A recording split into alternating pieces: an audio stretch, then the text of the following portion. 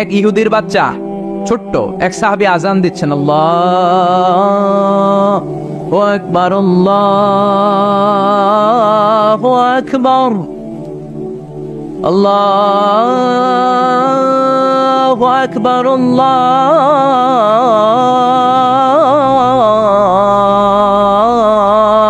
আকবার। এক সাহাবী সফরের মাঝখানে আজান দিচ্ছেন, তো ইহুদিটা পেছন থেকে মুখ ব্যঙ্গাচ্ছে। ব্যঙ্গ করে না অনেকে? একজনে যে কথাটা বললেন এটা একটু ঘুরাই বললে এটা কি বলে? ব্যঙ্গ করা। বাংলাদেশে কি বলেন এটা? এখানে কি বলেন? ঠেসারায়। ঠেসারায়। এক সাহাবী আজান দেয়, আরেকজন ঠেসারায়। যে ঠেসারায় সে ছোট ইহুদির বাচ্চা। সাহাবী আজান দেয়, এক গাছের ঝোপঝাড়ের পেছন থেকে ইহুদির একটা ছোট্ট ছেলে ঠেসারায়। বিষ্ণু বললেন এটারে ধর। দুই সাহাবী ছোট্ট বাচ্চাটারে ধরে আনলেন। বিশ্বনবী ছোট্ট বাচ্চাটার মাথার চুলের ঝুটির মধ্যে ধরলেন, চুলে সামনের এই জায়গা আছে না, এটা বলে নাসিয়া, এই নাসিয়ার মধ্যে ধরলেন। বিষ্ণু বললেন নাম কি? কি করস? ঠেসারাইলি কেন? ছোট্ট ছেলে বলে মাফ করে দেন। বিষ্ণু বললেন না, তোর মাফ নাই, যেহেতু তুই ঠেসারাইলি। আমার সাহাবী যেমনি আজান দিছে তুইও দে। কয় আমি দিব না। কয় তুই দিবি না, তোর বাপে দিব, দে। ঠেসারাইলি কেন? এবার বিশ্বনবীও ছাড়ে না, ভয়ের চোটে ওই ছোট্ট ইহুদির বাচ্চা আজান দিচ্ছে, আল্লাহু আকবার আল্লাহু আকবার আল্লাহু আকবার আল্লাহু আকবার আশহাদু আল্লা ইলাহা ইল্লাল্লাহ আশহাদু আল্লা ইলাহা ইল্লাল্লাহ। এরপর আর পড়ে না। এরপরে আর, কারণ ইহুদিরাও আল্লাহরে মানে কিন্তু নবীরে মানে না। কারণ এরপরে আছে আশহাদু আন্না মুহাম্মাদার রাসূলুল্লাহ সাল্লাল্লাহু। বিশ্বনবী আবার মাথার চুল ধরে টান দিলেন, কহ ঠেসারাইলি কেন?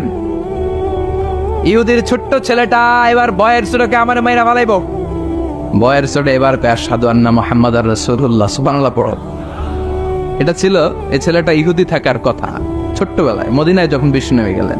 এরপরে শেষ জীবনে সে কালিমা পড়ে মুসলমান হয়েছে, আলহামদুলিল্লাহ। কন কালিমা পড়ে মুসলমান হওয়ার পরে বিশ্বনবী তার মাথার চুল ধরে যেরকম টান দিছিলেন আর বলছিলেন ঠেসারাইলি কেন? আজান দে।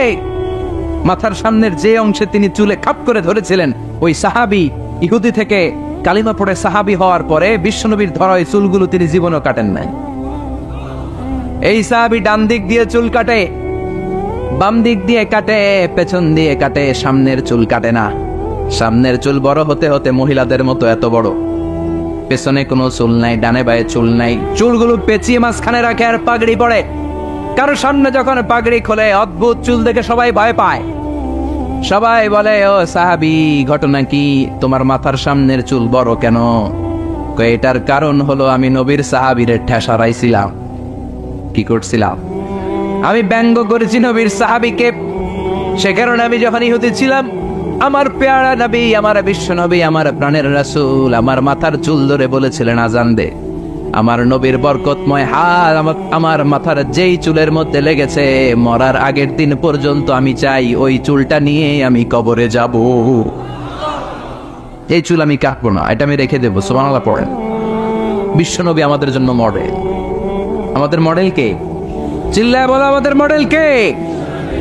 পৃথিবীর কোন নেতা খেতা আমাদের মডেল নয়, পৃথিবীর কোন নায়ক নায়িকা আমাদের মডেল নয়। আমাদের মডেল কে? জোরে বলেন, মডেল কে? নাকি শাহরুখ খান, আমির খান, হিরো আলম? আমাদের মডেল কে? আমাদের মডেল একটাই। তিনি কে? সবাই বলেন, তিনি আমাদের মডেল। এজন্য আল্লাহ সূরা দিলেন লেভেল প্লেইং ফিল্ড, সূরাতুল আহজাব। মনে আছে? ভুলে গেছেন মনে হয়। দল কি একটা থাকবে না অনেকগুলা? অনেক দল থাকবে, অনেক মত থাকবে, অনেক মার্কা থাকবে। এই দল নিয়েও মাঝে মাঝে মারামারি আছে না নেই? এই মারামারি যদি বন্ধ করতে হয়, একজনকে মডেল মানবা, তিনি কে? এই জন্যই সূরাতুল আহজাব দলাদলির সূরার মধ্যে আল্লাহ এই মডেলের কথা বললেন, মা কানা মুহাম্মাদুন আবা আহাদিম মির রিজালিকুম ওয়ালাকিন রাসূলুল্লাহি ওয়া খাতামান নাবিয়্যিন ওয়া কানা আল্লাহু বিকুল্লি শাইইন আলিমা। পড়েন আল্লাহু আকবার। দলাদলি থাকবে। দলাদলি কমবে কেমনে? মারামারি কমার একটাই মাধ্যম, একজনকে নেতা মানতে হবে, তিনি আমার নেতা, তোমার নেতা বিশ্বনবী। মাঝে মাঝে একটু মজা করতে হয়, ঠিক কিনা? বিশ্বনবীও করতেন। বিশ্বনবী এক কালো নারীকে দেখে বললেন, লা ইয়াদখুলুল জান্নাতা সাউদা ওয়ালা সাফরা। কি নবী ছিলেন আমার! Sense of humour, sense of humour, sense of fun, sense of kidding. কি সুন্দর দুষ্টামি করতেন। বিশ্বনবী এক কালো মহিলাকে দেখে বললেন, কোন কালো নারী তো জান্নাতে যাবে না। মহিলা কান্না শুরু করে দিল, বলল, নবী এটা কোনো কথা হইল নাকি? জান্নাতে যাবো না কেন? কালা কি আমি হইছি নাকি? কালা আমারে বানাইছে কে? আবার ধলা আমনেরে বানাইছে কে? তিনি বানিয়েছে, তো আমার দোষ কি? ওই মহিলা কান্না শুরু করে দিয়েছে, নবী আপনি বলেছেন 4টা কাজ করলে জান্নাতের 8টা দরজা খোলা সব নারীদের জন্য। 1 হলো যে নারীরা নামাজ পড়বে, 2 হলো রোজা রাখবে, 3 হলো স্বামীর কথা শুনবে, 4 হলো পরকিয়া না করে সতীত্বের হেফাজত করবে। 4টা কাজ করলে জান্নাতের 8টা দরজা খুলে দিবে কে? ও নবী আমি তো 4টাই করি, কেন জান্নাতে যাব না আপনি বলেন? বেজায় কান্না। কান্না করতে করতে মহিলা অস্থির। বিশ্ব নেই বললেন, থামো, আরে এত কেঁদো না, কেঁদো না, আমি তো মজা করছি। কি করছি? I'm just kidding you. আমি মজা করেছি, আমি ফান করেছি, আমি তো রসিকতা করে বলেছি তুমি যখন জান্নাতে যাবা তখন এরকম কুচকুচে কালো থাকবা না, তোমাকে পূর্ণিমার চাঁদের মতো সুন্দরী বানায় দিবে কে? বিশ্ব সুন্দরী হয়ে হুরদেরকে ফেল করে তোমার রূপের ঝলকানিতে হুরেরাও ফেল। সুবহানাল্লাহ, এরকম সুন্দরী হয়ে যাবা। This is the sense of fun. বিষ্ণুনবী কিন্তু মাঝে মাঝে এরকম ফান করতেন। সুবহানাল্লাহ পড়েন। আবার এক সাহাবী নাম আব্দুল উজ্জা, কালিমা পড়ার পর নাম হয়ে গেল আব্দুর রহমান। এই সাহাবীর সাথে সব সময় বিড়াল থাকে। কি থাকে? জাহিলি যুগে নাম ছিল আব্দুল উজ্জা। উজ্জা একটা মূর্তির নাম, এই মূর্তির গোলাম। ইসলাম ধর্ম গ্রহণের পরে নাম রাখলো আব্দুর রহমান। কার গোলাম? জোরে বলেন। আব্দুর রহমান হওয়ার পরে এই সাহাবা সব সময় বিড়াল নিয়ে ঘুরে। মসজিদে আসলো কাঁধে বিড়াল, মাঝে মাঝে জামার আস্তিনের ভিতরে বিড়াল, মাঝে মাঝে পকেটে বিড়াল লইয়া নামাজ পড়ে। সুবহানাল্লাহ। বিশ্বনবী একদিন মজা করে আব্দুর রহমান নামক ওই সাহাবীটারে ডাক দিয়ে বললেন, ও বিড়ালের বাবা, ইয়া আবা হুরাইরা, এ বিড়ালের বাবা। সুবহানাল্লাহ পড়ে। আবু হুরায়রা কয়, বিশ্বনবী বলছে বিড়ালের বাবা। আমার নবী যদিও মজা করে ভালোবাসা থেকে আমার নাম দিয়েছে বিড়ালের বাপ, আজকে থেকে কেউ আমার আব্দুর রহমান ডাকবি না, মরার আগের দিন পর্যন্ত আমি থাকবো বিড়ালের বাপ। বিড়ালের বাপ আমি। কিসের বাপ? সুবহানাল্লাহ। কি ভালোবাসতো সাহাবারা। কাআন সাফসাফা লা তারা ফিহা ইওয়াতাও ওয়ালা আমতা। আল্লাহ বললেন, আমিও কিয়ামতের ময়দানে লেভেল প্লেইং ফিল্ড করব, একেবারে সমান, কোনো উঁচু নিচু নাই। সবাই উলঙ্গ হয়ে দাঁড়াবো, গায়ে কোনো জামা নাই, কাপড় নাই, কোনো ড্রেস নাই, কিচ্ছু নাই, বাহাদুরি নাই, ক্ষমতা নাই, প্রশাসনও নাই। Level playing field. কথা বলেন। কিচ্ছু নাই, তার মানে লেভেল প্লেইং ফিল্ড। মা এসে বললেন, ইয়া রাসূলুল্লাহ, ওই লেভেল প্লেইং ফিল্ডে যখন আমরা উলঙ্গ হয়ে দাঁড়াবো আমাদের কি লজ্জা লাগবে না? No one has any garment in their body, any dress in their body. কারো গায়ে কোনো জামা নাই, কোনো পোশাক নাই। Don't they feel any shy? Don't they feel any shame? লজ্জা লাগবে না? বিষ্ণু বললেন, আয়েশা, এখনকার দিনটার মতো সে লেভেল প্লেইং ফিল্ডের দিনটা নয়, সে দিনটা বড় ভয়ঙ্কর দিন। মাথার সূর্যটা কাছে নেমে আসবে, মাথার মগজগুলো সূর্যের তাপে গলে গলে নাকের ছিদ্র কানের ছিদ্র দিয়ে বেয়ে বেয়ে পড়বে। সবাই তৃষ্ণার্ত, ঘর্মাক্ত, ক্লান্ত, শ্রান্ত, পেরেশান। ভাই ভাইরে চিনে না, বন্ধু বন্ধুরে চিনে না, পীর সাহেব মুরিদরে চিনে না, নেতা কর্মীরে চিনে না। চিল্লা এখন ঠিক কিনা? Level playing field. কেউ কাউকে চিনে না, সব খালি দৌড়, আইজো দৌড়, কাইলো দৌড়। কারো গায়ে জামা নাই। আয়েশা, সেদিনটা বড় ভয়ঙ্কর। তৃষ্ণার চোটে জিহ্বাটা বের হয়ে কুকুরের মতো নাভিস্থলে এসে ঝুলতে থাকবে। কুকুরের জিহ্বা যেমনি গ্রীষ্মকালে ঝুলে। আল্লাহ তুমি বাঁচাও বলে যে চিৎকার শুরু করবে। কার গায়ে জামা আছে, কার গায়ে জামা নাই, এটা কারো খেয়ালই থাকবে না রে Ayesha. This is called level, কথাগণ, লেভেল প্লেইং ফিল্ড, সবার সমান সুযোগ, কারোর জন্য এক্সট্রা কোনো সুযোগ নাই। আল্লাহ আমাদের দেশেও তুমি লেভেল প্লেইং ফিল্ডের নির্বাচন উপহার দেওয়ার তৌফিক দান করো। নির্বাচন পূর্ব যত সহিংসতা, মারামারি, অস্থিরতা, বোমাবাজি, হামলা, এগুলো থেকে আমার দেশকে তুমি বাঁচাও। এমন নেতা নেত্রী আমাদের জন্য নির্ধারণ করো যাদের কাছে আমাদের কোরআন নিরাপদ, যাদের কাছে আমার ইসলাম নিরাপদ, যাদের কাছে এদেশের 17 কোটি মানুষ নিরাপদ। চিল্লায় বলেন ঠিক কিনা? গণতান্ত্রিক দেশে সবচেয়ে বেশি প্রায়োরিটি পাবে জনগণ, ঠিক না? আপনাদের ভোটেই নেতারা নির্বাচিত হয়। এখন আমনে করে ভুলে গেলে চলবে? কথা বলেন। এ দেশটা সচল আছে এদেশের মানুষের টাকায়। আমাদের প্রায় 1.5 কোটি লোক দেশের বাইরে কাজ করে। কি করে? কথা কয় না। আমরা কাজ করি, কাজ করে খাওয়া নবীদের সুন্নাত। সুবহানাল্লাহ পড়েন। দাউদ আলাইহিস সালাম নিজে কাজ করে ওইটা দিয়ে যে অর্থ উপার্জন করতেন সেটা খেয়ে জীবিকা চালাতেন। চিল্লায় পড়েন সুবহানাল্লাহ। বিশ্বনবী নিজে কাজ করতেন, বিজনেস করতেন, ছাগল চড়াতেন। খাদিজাতুল কুবরা তাহেরা, বিশ্বনবীর প্রথম স্ত্রী, প্রিয়তমা স্ত্রী, ওনার আন্ডারে বিশ্বনবী জব করতেন, চাকরি করতেন, মাথার ঘাম পায়ে ফেলে উপার্জন করতেন। চিল্লায় কোন ঠিক কিনা? আমার দেশের প্রায় 1.5 কোটি মানুষ দেশের বাইরে কাজ করে, আর তাদের টাকায় সচল থাকে আমার দেশ। এজন্য তাদের মর্যাদা সবচেয়ে বেশি, জনগণের মতামতের মর্যাদা সবচেয়ে বেশি। খেটে খাওয়া মানুষের মনে কি জ্বালা যন্ত্রণা, এটার মর্যাদা ইসলামে সবচেয়ে বেশি। চিল্লায় বলেন ঠিক কিনা? সৌদি আরবে আমার যে ভাইয়েরা মেথরের চাকরিও করে, তারও 20,000 টাকা দেশে ঢুকে। এজন্য নেতা নেত্রীরা যখন বলে দেশ সিঙ্গাপুর হয়ে যাবে, আমেরিকা হয়ে যাবে, তাদের মাথায় রাখা উচিত দেশটা কিন্তু সচল আছে আমার বিদেশি যে প্রবাসী ভাইরা তাদের কষ্টার্জিত অর্থের টাকায়। চিল্লায় বলেন ঠিক কিনা? এজন্য জনগণের রায় সবচেয়ে বড় রায়। যাদের হৃদয়ে আল্লাহর ভয় আছে তাদেরকে কোনো কিছু দিয়ে কেনা যায় না। ফাঁসির মঞ্চ তার কাছে জান্নাতের গুলবাগিচা। চিল্লায় বলেন ঠিক কিনা? ভয় নাই। মুমিনের ভয় অন্তরে থাকে শুধু একজনের, তিনি কে? চিল্লায় বলেন তিনি কে? আর শাহাদাতের মৃত্যুর চাইতে শ্রেষ্ঠ মৃত্যু আছে? জোরে বলেন আছে? এজন্য বিশ্বনবী সব সময় আল্লাহর কাছে দোয়া করছেন, আল্লাহ আপনি আমাকে শাহাদাতের মৃত্যু দেন, আপনি আমাকে শহীদ হিসেবে কবুল করেন। বিশ্বনবীর কলিজার টুকরা সাহাবা ওমরে ফারুক দোয়া করতেন, আল্লাহ আপনি আমারে শহীদ বানান, নবীর দেশে আমারে মৃত্যু দেন। আল্লাহুম্মা রযুকনা শাহাদাতান ফি সাবিলিক ওয়াল মাউতা ফি বালাদি রাসূলিক। আল্লাহ আপনি আমাকে দিনের পথে শাহাদাতের মৃত্যু দেন, আপনার নবীর শহর মদিনার মধ্যে আমার মৃত্যু দেন। পড়েন আমিন। ওমরে ফারুককে শহীদ হিসেবে কবুল করেছে কে?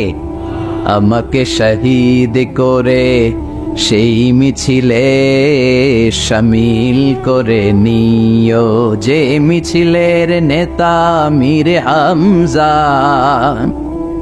খোবায়েব খাব্বাব, আল্লাহর কাছে যারা অতি প্রিয়, শামিল করে নিও আমাকে শহীদ করে ওই মিছিলে শামিল করে নিও। পড়েন আমিন।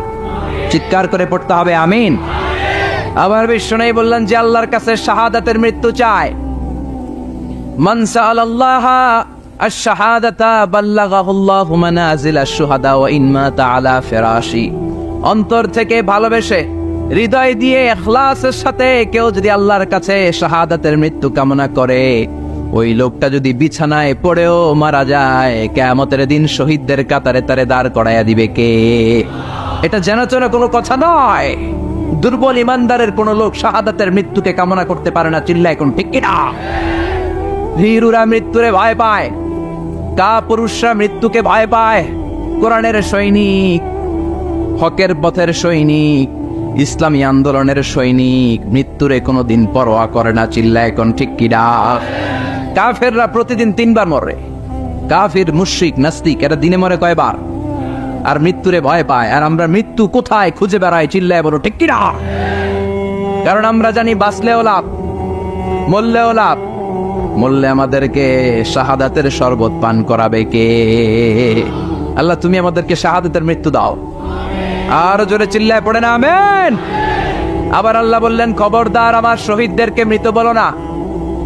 ولا تقولوا لمن يقتل في سبيل الله أموات بل أحياء ولكن لا تشعرون। খবরদার, আল্লাহর রাস্তায়, আল্লাহর জমিনে আল্লাহর দ্বীনকে কায়েম করতে যে দেহের তাজা রক্ত বিলিয়ে দিয়ে যারা শহীদ হয়, খবরদার তাদেরকে মৃত বলো না, তারা জীবিত। কার কথা?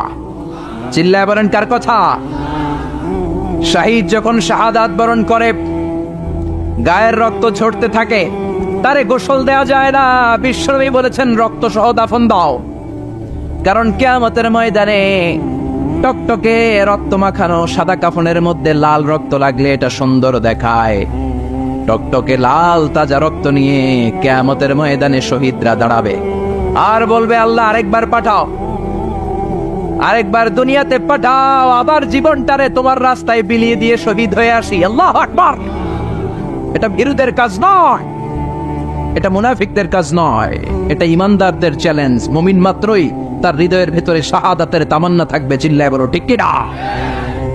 এজন্য ইসলামী আন্দোলনের সিপাহী সালার যারা, ইসলামের জন্য যারা জীবনটারে বিলিয়ে দিল, শাহাদাতের পেয়ালা পান করল, আল্লাহ শাহাদাতের সর্বোচ্চ মর্যাদা তুমি তাদের নসিব করো। আমরাও যেন শাহাদাতের তামান্নায় বিভোর থাকতে পারি, কায়মনোবাক্যে তোমার কাছে দোয়া করতে পারি, তুমি তৌফিক দাও। এজন্য ফাঁসিয়াখালীর ভাইয়েরা ফাঁসিকে ভয় করে না। চিল্লায় বলো ঠিক কিনা? মুমিন বান্দারা ইসলামের পক্ষে থাকার কারণে যে জেল জরিমানা আসে, হুমকি ধামকি, এটারে ভয় করে না। মুমিন ভয় করে একজন রে, তিনি কে? চিল্লায় বলেন, তিনি কে? বিশ্বনবী বললেন, আমি চলে যাব। আল্লাহ দিনকে পরিপূর্ণ করেছেন। বিদায় হজের ভাষণে বিশ্বনবী বললেন, আল ইয়াউমা আকমালতু লাকুম দীনাকুম ওয়া আতমামতু আলাইকুম নি'মাতি ওয়া রাদিতু লাকুমুল ইসলাম দীনা। ইসলামকে তোমাদের ধর্ম বানিয়ে আল্লাহ খুশি হয়ে গেলেন। সুবহানাল্লাহ। ইসলামকে আমাদের ধর্ম বানিয়ে আল্লাহ খুশি। আমরা ইসলামকে পেয়ে খুশি না বেজা? সবাই খুশি। এজন্য আমরা সালাম ফিরানোর পরে, নামাজের পরে পড়ি, রাদিতু বিল্লাহি ওয়া বিল ইসলামি ওয়া বি মুহাম্মাদিন। তার মানে ইসলাম হিসেবে, ধর্ম হিসেবে ইসলামকে মনোনীত করে আল্লাহ যেমনি খুশি, আমরাও তেমনি খুশি। ঠিক কিনা? এজন্য ইসলামের বাণী চারদিকে ছড়িয়ে পড়বে। ইসলামকে কেউ দাবিয়ে রাখতে পারে না। ইসলাম হচ্ছে বীজের মতো, চারা বীজের মতো। চারা বীজ মাটিতে ঢুকাই দিলে কি হয়? কি হয়? ইসলামের বিরোধীরা ইসলামের মাটির ভিতরে ঢুকাই দিতে চায়, কিন্তু ইসলাম হচ্ছে বীজ, এটা মাটিতে ঢুকাই দিলে ঢুকে থাকে না, এটা উপরের দিকে ওঠে। সুবহানাল্লাহ কইবেন না? আবার বিশ্বনবী বললেন, ইন্নাল্লাহা জাওয়ালি আল আরদা কুল্লাহা। আল্লাহ গোটা বিশ্বটাকে আমার কাছে ছোট্ট এরকম একটা বলের মতন করে তুলে ধরেছে। ফারাআইতু মাশারিকাহা ওয়া মাগারিবাহা। আর আমি পৃথিবীর পাশ্চাত্য, পৃথিবীর পূর্ব থেকে পশ্চিম প্রান্ত পর্যন্ত সবটা আমি দেখেছি ছোট্ট বলের মতো। আর আল্লাহ বলে দিয়েছেন, নবী আপনার দু চোখ দিয়ে আপনি পৃথিবীর যতটুকু জায়গা দেখলেন, ঠিক ততটুকু জায়গায় ইসলামের বাণী আমি আল্লাহ পৌঁছে দেব। পৃথিবীর এমন কোন ঘর থাকবে না, বিষ্ণু বললেন, লা বাইতা ওয়াবার ওয়ালা মাদার ইল্লা আদখালাহুল্লাহু হাদা দ্বীন। এই পৃথিবীর বুকে এমন কোন ছনের ঘর নাই, এই পৃথিবীতে এমন কোন টিনের ঘর থাকবে না, এমন কোন পাহাড় থাকবে না, এমন কোন পর্বত থাকবে না, এমন কোন জঙ্গল থাকবে না, এমন কোন গুহা থাকবে না যেটার ভিতরে ইসলামের বাতাস পৌঁছে যাবে না। কার কথা? এজন্য এই ইসলামরে ঠেকায় রাখা যাবে? এই কোরআনের মাহফিলরে বন্ধ করা যাবে? এক জায়গায় বন্ধ করলে আরো অনেক জায়গায় সুযোগ আছে না নাই? সুযোগ আমাদের আছেই, এই সুযোগকে কাজে লাগাতে হবে। বিশ্বনবী বললেন, সুযোগ কাজে লাগাও, মঞ্জিলে মাকসিদে পৌঁছার জন্য সর্বোচ্চটা দিয়ে তুমি চেষ্টা করো। আমরা দৌড়ে দৌড়ে জান্নাতে যেতে যাই, আমাদেরকে থামিয়ে দেয়া হলে আমরা হেঁটে হেঁটে যাব। আমাদেরকে যদি হাঁটতে দেয়া না হয়, আমাদেরকে যদি বসিয়ে দেয়া হয়, আমরা খুঁড়িয়ে খুঁড়িয়ে সামনে আগাবো। আমাদেরকে যদি খুঁড়িয়ে খুঁড়িয়ে আগাতে দেয়া না হয়, আমাদের দুটি চোখ দিয়ে আমরা আমাদের পথের দিকে তাকিয়ে থাকবো। চিল্লায় বলো ঠিক কিনা? আমাদের অদম্য উৎসাহ, আমাদের উচ্ছ্বাস পৃথিবীর কোন শক্তি থামিয়ে দিতে পারে? এটাই ইসলামের বৈশিষ্ট্য। এই জন্য ইসলামকে পেয়ে আমরা খুশি না বেজা? ইসলাম দিয়ে আল্লাহও খুশি, ইসলাম পেয়ে আমরাও খুশি। চিল্লায় পড়েন সুবহানাল্লাহ। আমরা যেই বইটা থেকে কথা বলবো, এই বইটাতে কোনো ভুল আছে? কেউ ভুল দেখাতে পেরেছে? এই বইটাতে সবকিছুর সমাধান আছে না নাই? সমাধান চাও যদি জীবনে মরণে, ফিরে যাও খুঁজে নাও, চোখ রাখো কোরআনে। চোখ কোথায় রাখবেন? নাকি টিভির পর্দায়, এটিএন বাংলার পর্দায়? চোখ রাখুন, আসিতেছে আগামী শুক্রবার। রাখবেন? চোখ রাখবে একটা বইতে, নাম কি? সবাই বলেন, এবার সবাই পড়েন। সমাধান চাও যদি ফিরে যাও খুঁজে নাও, চোখ রাখো কোরআনে। If you want the solution this দুনিয়া এন্ড আখিরা, go back, have a look to the holy কোরআনে। আল্লাহু আকবার! কি বই দিলেন! এই বই পড়লেই সমাধান, জীবনেও মরণেও, দুনিয়াতেও আখিরাতেও। সুবহানাল্লাহ! আরো জোরে সুবহানাল্লাহ! এজন্য আমরা, যেহেতু এই কিতাব আমাদের সমাধান দেয়, আমরা অনেক বিপদে আছি। আমরা এখন লেভেল প্লেইং ফিল্ডের মধ্যে আছি। আমরা কিসে আছি? কথা বলেন। এই যে সমস্যা, এটার সমাধান কোরআনে আছে না নাই? এই যে আমাদের ঐক্য ফ্রন্ট হয়, মহাদলীয় জোট হয়, 20 দলীয় জোট হয়, জোটের কথাও কোরআনে আছে না নাই? দলের কথাও কোরআনে আছে না নাই? কোথায় আছে? কয় কোরআনে। আর কোরআনে তো আছে, এটা আমি বুঝি। কোন জায়গায় আছে? কোরআনে দলাদলির নামে একটা সূরা দিয়েছে আল্লাহ, নাম সূরাতুল আহজাব। আলেম যারা আছেন একটু জবাব দিবেন। আহজাবের, আহজাব শব্দটা প্লুরাল, এটার সিঙ্গুলার কি বলেন তো? হিজবুন। হিজবুন মানে কি? কথা কন। আমার কথা বিশ্বাস করবো না, এজন্য আপনাকে জিজ্ঞেস করছি। কইব রাজনীতি করে, উনি লেভেল প্লেইং ফিল্ড করে এই জায়গায়। হিজবুন মানে কি? হিজবুন মানে দল। হিজবুন মানে দল। হিজবুনের হিজবুল্লাহ মানে আল্লাহর দল। সুবহানাল্লাহ পড়েন। হিজবুন মানে দল, প্লুরাল হলো আহজাব, মানে অনেকগুলো দল থাকবে, অংশগ্রহণমূলক নির্বাচন লাগবে। এটা কোরআনের মধ্যে আছে না নাই? এই সূরার ভেতরে আল্লাহ আহজাব দিয়ে বুঝালেন বহুদলীয় গণতন্ত্রের কথা, বহুদলীয় খেলাফতের কথা। অনেকে দাঁড়াবে, অনেকে সামনে আসবে। যারা ভালো, যারা কোরআন বোঝে, ইসলাম বোঝে, তাদেরকে আমরা চুজ করবো। চিল্লায় বলো ঠিক কিনা? Level playing field. সূরাতুল আহজাব, ঐক্যফ্রন্ট, মহাজোট, 20 দলীয় জোট, 14 দলীয় জোট আছে না নাই? এই নামে আল্লাহ সূরাই ডেডিকেট করল। সূরাতুল আহজাব দলাদলির সূরা, আমার ভাই তোমার ভাইয়ের সূরা। সুবহানাল্লাহ বাড়িতে গিয়া চিল্লায় পড়েন সুবহানাল্লাহ। কোরআনের চ্যাপ্টারাইজেশন নিয়ে খেয়াল করলে আপনি অবাক হবেন। এই যে দেখেন, সূরাতুল আহজাব মানে যে দল, আমরা অনেকে জানিই না। হিজবুন মানে দল, আহজাব মানে দল সমূহ, পার্টি। পার্টির নামে আল্লাহ সূরা দিলেন। আবার ওই যে ভাই বললেন সূরাতুশ শূরা, পার্লামেন্টের নামে সূরা। সুবহানাল্লাহ পড়বেন না? সূরাতুল মুলক, রাষ্ট্রের নামে সূরা, ক্ষমতার নামে সূরা। সব ক্ষমতার মালিক একজন, তিনি কে? আল্লাহ একটা সূরা দিলেন। পার্লামেন্টের নামে সূরা দিলেন, লেভেল প্লেইং ফিল্ডের নামে দিলেন, দলাদলির নামে দিলেন। আলহামদুলিল্লাহ পড়েন। এরপরে মানুষের নামে কোনো সূরা নাই। হ্যাঁ, কি নাম সূরার? সূরাতুন নাস। আবার সূরাতুল ইনসানও একটা আছে না নাই? ইনসানের প্লুরাল হচ্ছে নাস, তার মানে এক বচনে আছে, দ্বিবচনও আছে। তো মানুষ আছে, কিন্তু জিনদের নামে তো নাই। জিনদের কথাও আছে। কি নাম? সূরাতুল জিন। ছোটবেলা মনে করতাম এই সূরা পড়লে জিন আসে, পইরা শেষ করতাম, মাগার জিন খুঁজে পাইতাম না। আহা, না, সূরাতুল জিন পড়লে জিন আসে না, এটা ভুয়া কথা। বিশ্বনবীর হাতে শুধু সাহাবীরাই বায়াত হয় নাই, বিশ্বনবীর হাতে জিনেরাও হাতে হাত রেখে বায়াত হয়েছে। সুবহানাল্লাহ পড়েন। বিশ্বনবী তায়েফের ময়দানে দাওয়াত দিতে গেলেন, তায়েফের ছেলেরা বিশ্বনবীকে আঘাত করে জর্জরিত করলো। নবীর মনটা বড্ড খারাপ। আল্লাহ বললেন, নবী মানুষের কাছ থেকে প্রত্যাখ্যাত হয়েছেন, আমার আরেকটা গ্রুপ আছে, ওইটা হচ্ছে জিনদের গ্রুপ। ওই জিনদের একটা গ্রুপ আপনার হাতে হাত রেখে বায়াত হয়ে যাবে। সুবহানাল্লাহ। তার মানে মানুষের নামেও সূরা।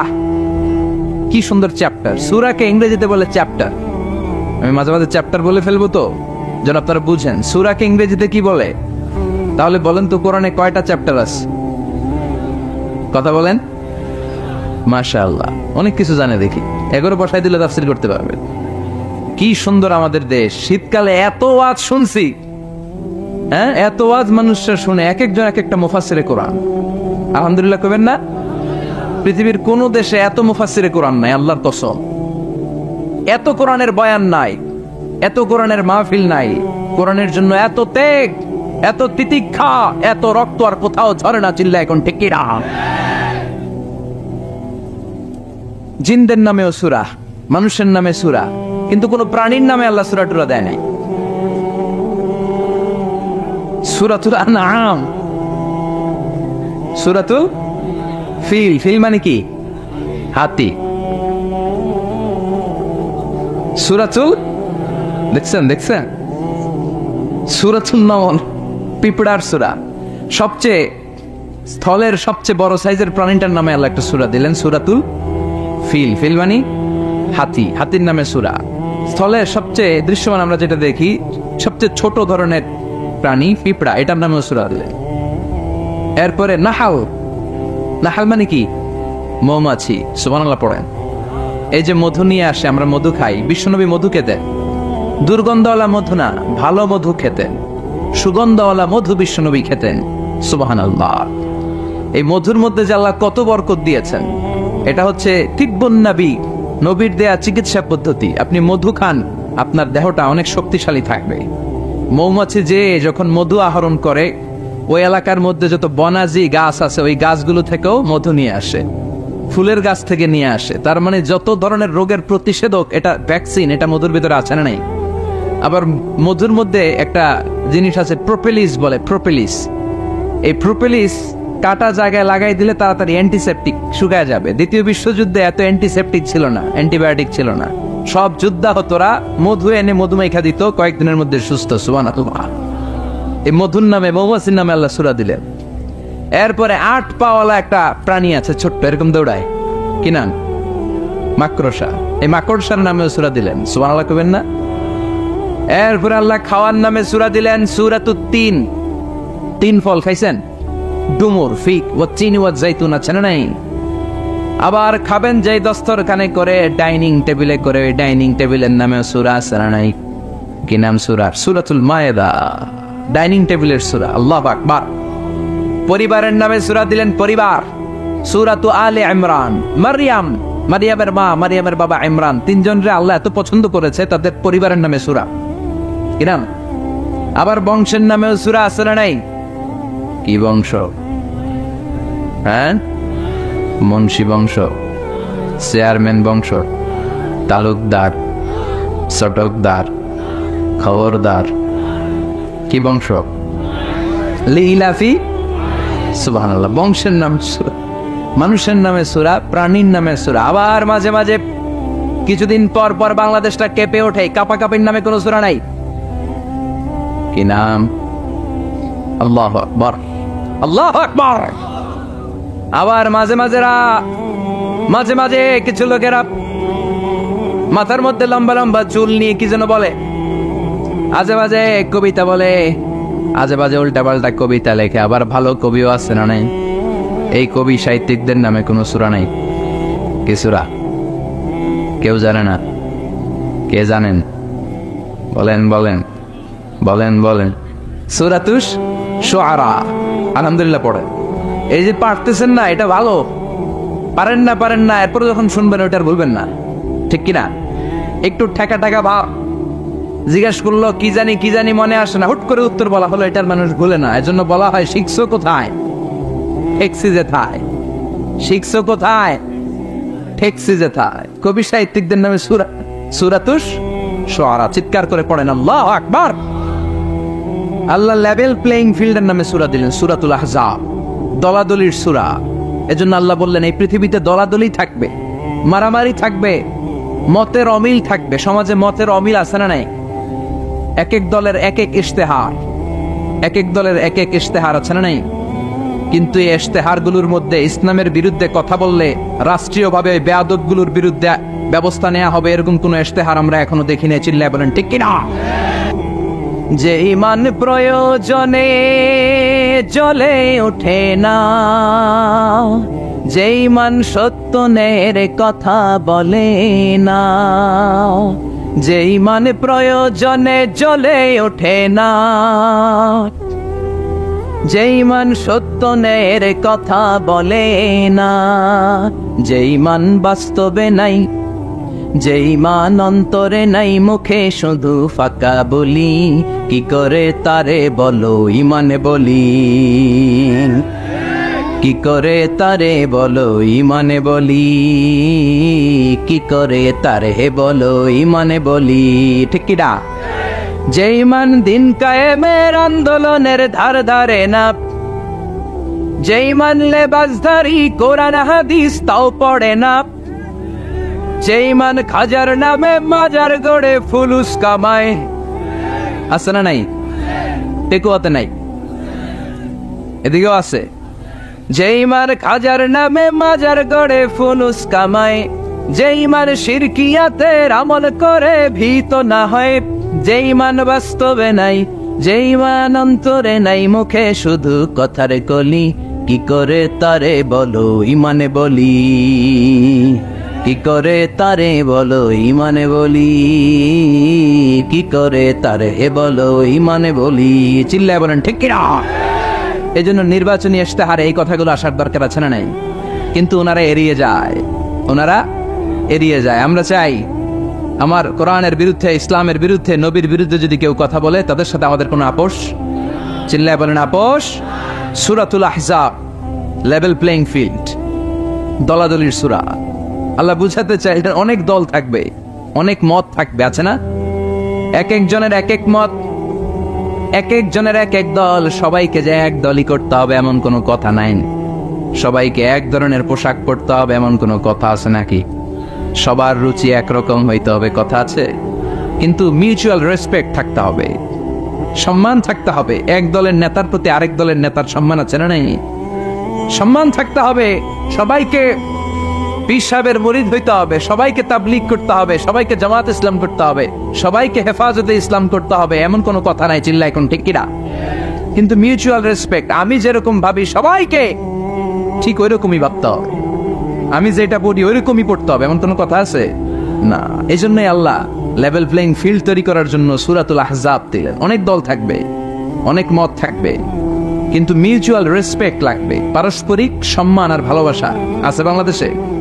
পার্লামেন্টে আছে, রাজনীতিতে আছে, দেশের নেতা খাতাদের মধ্যে আছে, কিন্তু এটা থাকার দরকার আছে না নাই? কথা বলেন। সরকারি দল বিরোধী দলের প্রতি একটা শ্রদ্ধা থাকার দরকার আছে না নাই? বিরোধী দলের নেতা নেত্রীরাও আবার সরকারি দলের প্রতি একটা শ্রদ্ধার দরকার আছে না নাই? আবার যারা তাবলীগ করে তারা চরমনায়ের মুরিদদের প্রতি একটা শ্রদ্ধার দরকার আছে না নাই? আবার যারা পীরের মুরিদ তারা হেফাজতকে ভালোবাসার দরকার আছে না নাই? আবার যারা জামাত ইসলাম করে তারা অন্য দলকে বুকে টেনে নেওয়ার দরকার আছে না নাই? এটাই তো ইসলাম, এটাই ইসলাম। ইসলাম আমাদেরকে এটাই শিখিয়েছে। সূরাতুল আহজাব, লেভেল প্লেইং ফিল্ড। অনেক দল থাকবে, অনেক মত থাকবে, সবাই একটা দল হবে, একটা মত হবে, এটা কোশ্চিনকালও সম্ভব না। চিল্লা এখন ঠিক কিনা? এজন্য আল্লাহ বললেন অনেক দল আছে, অনেক মত আছে, সব মত একসাথে হয় না। এক এক দলের এক এক ফেস্টুন, এক এক দলের এক এক ব্যানার, এক এক দলের এক এক ধরনের মার্কা আছে না নাই? কারো মার্কা হচ্ছে লাঙ্গল, কারো মার্কা হলো আপেল, আছে না নাই? আবার কারো মার্কা হচ্ছে নৌকা, আবার কারো মার্কা হচ্ছে ধানের শীষ, আবার ডাব মার্কাও দেখলাম, আছে না নাই? কথা কন। আর কি মার্কা আছে কন তো? আবার হাত পাকা আছে না নাই? আলহামদুলিল্লাহ। গরমকাল হইলে বেশি ভালো হইতো, শীতকালে জমতাছে না। আলহামদুলিল্লাহ। আর কি আছে? হাতুড়ি মার্কা। খাইছে খাইছে হাতুড়ি, হাতুড়ি। আর কি আছে? হ্যাঁ, সিংহ, সাইকেল, আর ঝাড়ু। আর দরকার নাই। আল্লাহ বললেন লেভেল প্লেইং ফিল্ড। সূরাতুল আহজাব। অনেক দল থাকবে, অনেক মত থাকবে। ওই যে আপেল নিয়ে আসছে একজন, বাঁশখালীর আপেল। আচ্ছা ঠিক আছে। এখন পকেটে, অনেকের পকেটে ছোট্ট নৌকা পাবেন, অনেকের পকেটে আবার ওই ধানের গোছা পাওয়া যায়, আবার ওই চাচার পকেটে আপেল। হ্যাঁ, ডাব লয়ে ঘুরেন না, আবার ডাব, ডাব ঝাড়ু এগুলো লয়ে ঘুরেন না। সবসময় আলহামদুলিল্লাহ বললে নেয়ামত বাড়িয়ে দেয় কে? আর আলহামদুলিল্লাহ না বললে নেয়ামত আল্লাহ কেড়ে নেয়। নেয়ামত কেড়ে নেয়ার পাশাপাশি আল্লাহ আযাব দেয়, পানিশমেন্ট দেয়। চিল্লা এখন ঠিক কিনা? এই যে যত আযাব, গজব, ভূমিকম্প, তুফান, জলোচ্ছ্বাস, বেকারত্বের সমস্যা, এই যে নানা ধরনের সমস্যায় আমরা আমাদের বাংলাদেশে জর্জরিত, এগুলো আমাদের হাতের কামাই। বিশ্বাস হয়? আমরা যদি নামাজি হয়ে যাই, ভদ্র হয়ে যাই, আল্লাহওয়ালা হয়ে যাই, রহমত, বরকত, মার্সি এন্ড ব্লেসিংস দিয়ে বাংলাদেশটারে ভরে দিতে পারে কে? এজন্য রব্বুল আলামিন বলেন, যাহারাল ফাসাদু ফিল বাররি ওয়াল বাহর বিমা কাসাবাত আইদিন নাস। জলস্থলে এই যে অগ্নিকাণ্ড, জলোচ্ছ্বাস, ভূমিকম্প, বন্যা, এগুলো তোমাদের হাতের কামাই। তোমরা নাফরমানি করার কারণে আমি তোমাদের উপর আযাব দিচ্ছি, গজব দিচ্ছি। বিশ্বনবী বলে, তাসবির সুতা যদি ছিঁড়ে যায়, আপনারা তাসবি চিনেন? কুমিল্লাতে বলে তসবি সরা, কি বলে? তো এই যে তাসবিহের যে সুতা, এই সুতাটা ছিঁড়ে গেলে তাসবির দানা যেমনি একটার পর একটা টপ টপ করে নিচে পড়তেই থাকে, একটার পর একটা, তারপর আর একটা, তারপর আর একটা।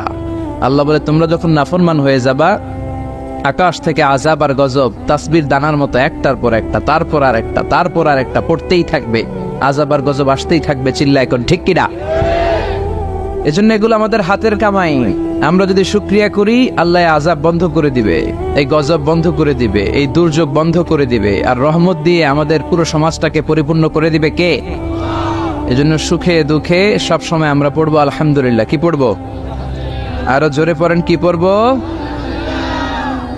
চান্দোলা চরের পাথর যুব প্রবাসী কল্যাণ সংগঠনের উদ্যোগে 18তম বাৎসরিক ওয়াজ ও দোয়ার মাহফিল। আজকের প্রোগ্রামের সভাপতি জনাব মোহাম্মদ হাজি আব্দুল বারেক, চরের পাথর। কোরআনের বাণীর এমন একটা সম্মোহনী শক্তি আল্লাহ তাআলা কোরআনের ভেতর দিয়েছেন, এর কারণে কোরআনের কথা শুধু আমরা শুনলে আমাদের হৃদয়ে যে শুধু ঠান্ডা হয় এমনটা নয়, অমুসলিমরাও যদি কোরআনের কথা শুনে অমুসলিমদের অন্তরটারেও ঠান্ডা করে দেয় কে? আপনারা মিশরের কারি আব্দুল বাসিদের নাম শুনেছেন? ওনাকে নিয়ে মিশরের প্রেসিডেন্ট জামাল আব্দুল নাসের একবার সোভিয়েত ইউনিয়নে গিয়েছিল, যেটাকে আমরা বর্তমানে বলি রাশিয়া। কি বলি? রাশিয়া। তৎকালীন সময় এটা ছিল সোভিয়েত ইউনিয়ন, এখন এটা হয়েছে রাশিয়া।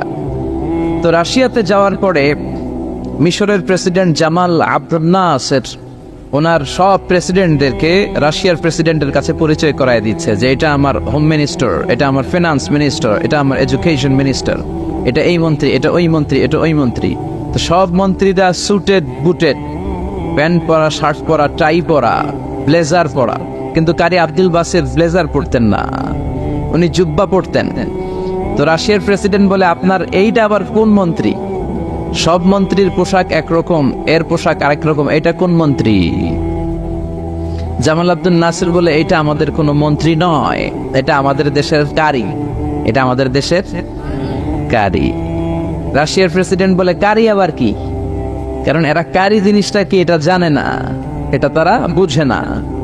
তো জামাল আব্দুল নাসির বলল যে আমাদের যে পবিত্র ধর্মগ্রন্থ আছে আল কোরআন আল কারীম, এই আল কোরআন আল কারীম উনি চমৎকার করে আবৃত্তি করতে পারে, আর আমরা সেটা শুনি, আমাদের হৃদয় ঠান্ডা হয়ে যায়।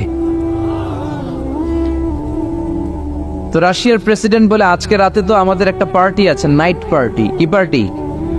এখানে নৈশ ভোজ হবে, খাওয়া দাওয়া হবে, আর হবে বেলি ড্যান্স। কি হবে? রুব্বানে নাচে, কোমর দুলাইয়া, এই সব মুখস্থ। তো এই বেলি ড্যান্স হবে, এই বেলি ড্যান্স আমরা দেখবার হুইস্কি খাবো, অ্যালকোহল খাবো, মদ খাবো। তো কারি আব্দুল বাসিত ইবনে আব্দুস সামাদকে রাজি করানো হলো, কারি আব্দুল বাসিত ইবনে আব্দুস সামাদ রাজি হলো। উনি গেলেন, যে হল রুমের ভেতরে বেলি ড্যান্স হয় ওখানে ওনার বসানো হলো।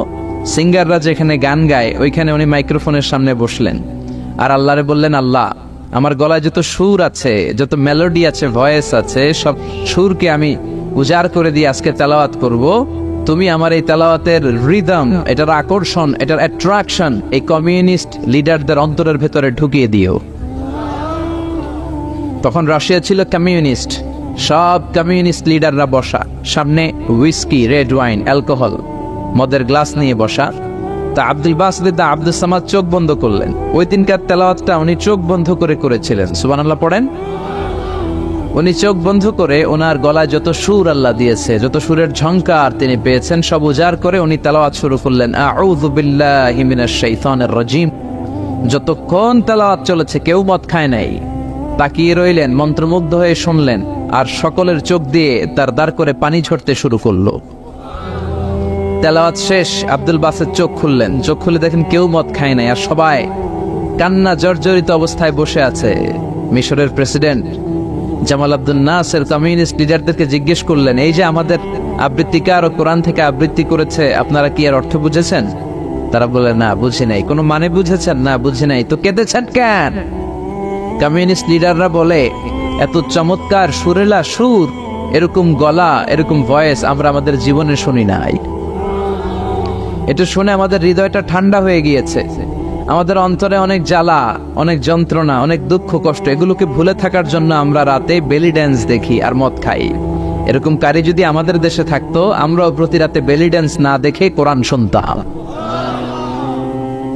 তারা কাঁদতে শুরু করেছে, কোরআনের অর্থ বুঝে নাই, মানে বুঝে নাই। কিন্তু এই বিজাতিদের কমিউনিস্ট লিডারদের অন্তরটারে ঠান্ডা করে দিয়েছে কে? ওই কোরআন আমাদের কাছে আসে না নাই? নাকি আব্দুল বাসেদ আরেকটা কোরআন থেকে তেলাওয়াত করেছিল? জোরে বলেন, এই কোরআনের কোনো চেঞ্জ হয়েছে? ১৫০০ বছরের এই লম্বা সময়ে কোরআনের একটা আয়াত চেঞ্জ হয়েছে?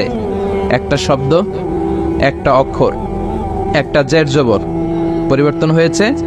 জোরে বলেন, হয়েছে? এই কোরআনের মতো আরেকটা বই যদি আমরা পৃথিবীর সবাই মিলে বানাতে চাই, বানানো যাবে? জোরে বলেন, যাবে? আপনারা আহমদ দিদাদের নাম শুনেছেন?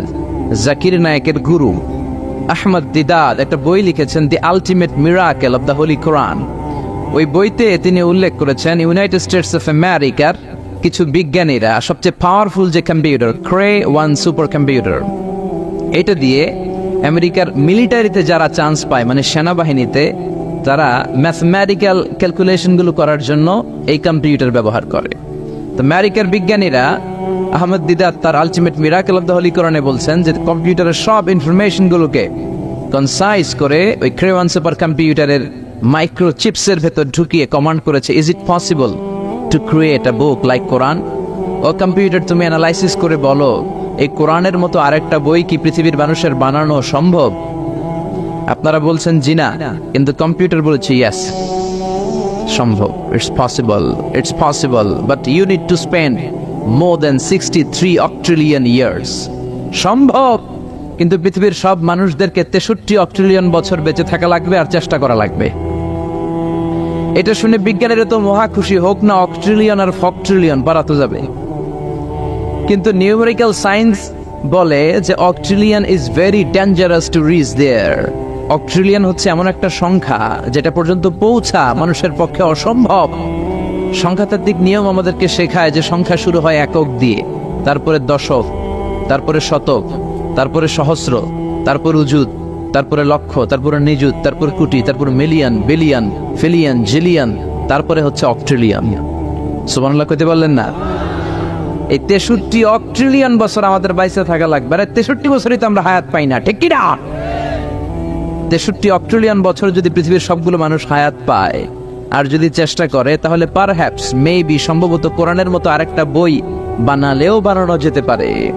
সর্বশেষ কম্পিউটারের স্ক্রিনে অ্যানালাইসিস শেষে, বিশ্লেষণ শেষে যে কথাটা এসেছে সেটা হচ্ছে, it's quite impossible to create a book like Quran. পৃথিবীর মানুষগুলোর 63 অক্ট্রিলিয়ন বছর বেঁচে থাকাও সম্ভব না, কোরআনের মতো আরেকটা বইও বানানো সম্ভব না। চিল্লায় বলেন ঠিক কিনা? ওই কোরআন আমাদের হাতে আজও আছে না নাই? The greatest resource of power, the book of books, পৃথিবীর সবচেয়ে সেরা বই। এই বইয়ের কপিগুলো যদি কেউ আগুন দিয়েও জ্বালায় দেয়, আমাদের হাফেজ ভাইদের কলিজার ভেতরে কোরআন আছে না নাই? যদি আগুন লেগে ধ্বংস হয়ে যায়,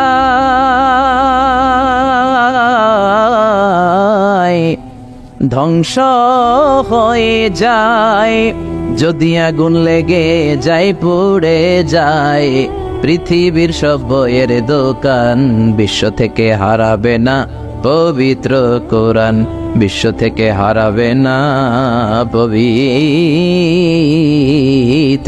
কোরআন। পড়েন আল্লাহু আকবার। এজন্য পৃথিবীর যত কোরআন আছে আগুন দিয়ে জ্বালায় দিলে পৃথিবী থেকে কোরআন দূর করা সম্ভব নয়, কারণ হাফেজ ভাইদের কলিজায় কোরআনকে সংরক্ষণ করেছে কে? কেউ যেটা পারে না, পারে কে?